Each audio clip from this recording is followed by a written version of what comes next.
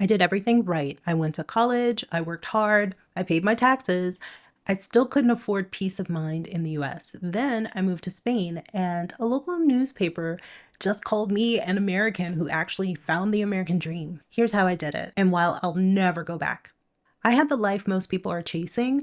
I was a store leader at Tesla. I worked hard. I made good money. I had premium healthcare. I even bought a vacation home in Spain. On paper, I was living the American dream. But here's what that dream looked like up close: 70-hour work weeks, breakfast and lunch at my desk, weekends that blurred into weekdays, success that came at the cost of everything else. Then one day, after years of watching colleagues get cut, it was my turn. Tesla let me go. Just like that, the treadmill stopped. So I went to Spain. I arrived wound so tight, fueled by hustle and haunted by deadlines. But here, no one was rushing. Locals, they strolled. Lunches lasted hours. My brain screamed, get to work, but my heart wanted me to take a breath. And then one day it clicked. I hadn't failed the American dream. The American dream had failed me. When I moved to Spain in 2022, I didn't have a career plan. I just knew one thing. I never wanted to work for someone else again. I had savings to live off of, but for only a while. But watching the balance shrink each month, it was terrifying, especially because we were still renovating our home and we weren't living in it yet. There were moments that I panicked. I searched LinkedIn, applied for jobs, even reached out to old contacts at Microsoft when they opened offices nearby. Part of me just wanted the certainty back, the paycheck, the structure, the title. But the universe, or maybe Spain itself, had other plans. Nothing ever worked out. And honestly, I thank God that it didn't. Then somebody messaged me, hey, how do you find work in Spain as an American? And suddenly I was on the other side, offering advice I wish that I'd had. It's not impossible, you just have to be prepared.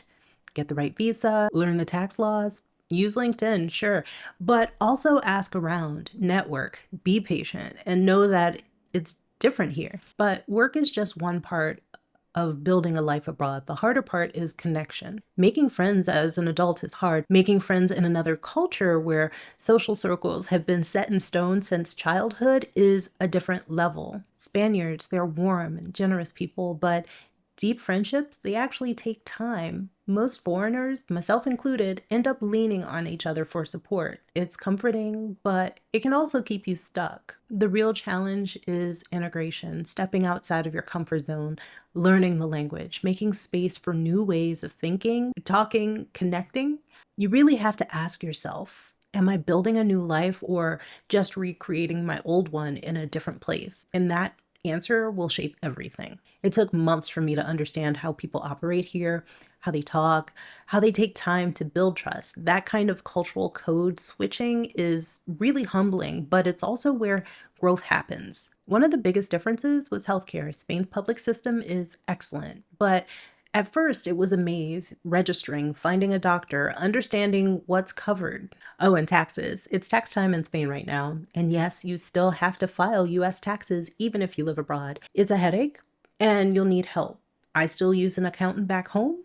I also use an accountant here. It's worth it to me, frankly, because the last thing you want is to get this far only to be tripped up by something that's completely avoidable. Living abroad, it changes more than just your surroundings. It changes your sense of self. You start to drift between two worlds, not quite from there anymore, but never fully from here either. To be frank, I didn't move to Spain to escape. I moved to find something, peace, presence, a life that didn't cost me my health. Back at Tesla, just before I was laid off, I was diagnosed with myocardial bridging, a heart condition. My boss knew. Even in the hospital, I was still expected to show up for work, and that was the moment I knew. The job would always come first, and I would never be more than second. I didn't want to live like that anymore. In Spain, the culture is different. People work hard, but they also rest. Weekends aren't for catching up on work. Vacations aren't optional, and life doesn't revolve around your title. That shift, it's changed everything. My health, my mindset, my happiness. Spain didn't give me the American dream. It gave me a better one, a life where success isn't defined by exhaustion, where presence matters more than productivity, and where I finally feel free.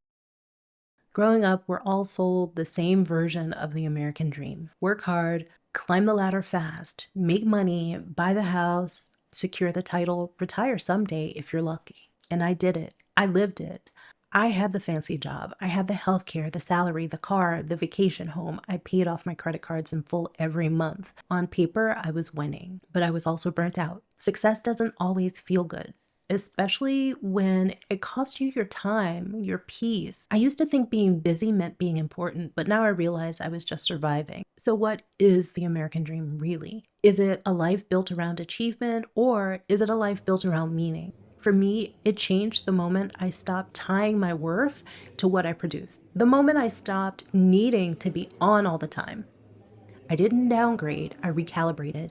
I redefined success. Now my dream looks different. It's slower, it's simpler, it's richer in ways I couldn't measure before. It's sitting down to lunch and actually tasting my food. It's learning how to do nothing without feeling guilty. It's measuring my life in memories, not metrics. It's knowing my heart is healthier, not just physically, but emotionally. And I'm still working, I'm still building, but now I work to live, not the other way around. Spain taught me that productivity isn't purpose, that rest isn't laziness, and maybe freedom isn't found in more, it's found in enough. So if you're someone who's questioning everything right now, if you're someone sitting at their desk, eating lunch while responding to emails, if you're someone who's done everything right and still feels empty, I want you to know that you're not crazy, you're not ungrateful, you're just waking up. You don't have to burn out. You don't have to sacrifice your life to have one.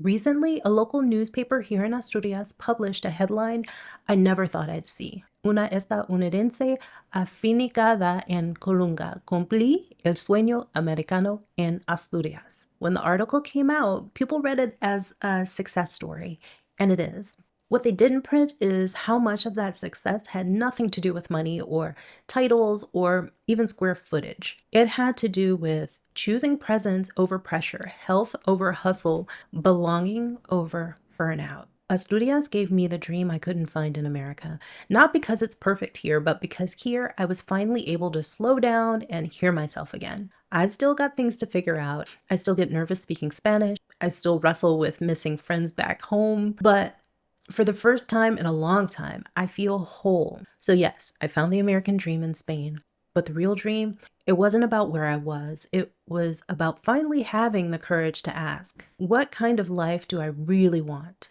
And then making it real. Being in that newspaper was more than a feature. It was proof that I didn't fail the system. The system had failed me, but I found a new one, and you can too. And if you can, read the article. It's very well written and expresses my thoughts on moving to Asturias beautifully. I left a link in the video description. If not, watch this. I'll see you soon. Okay, bye.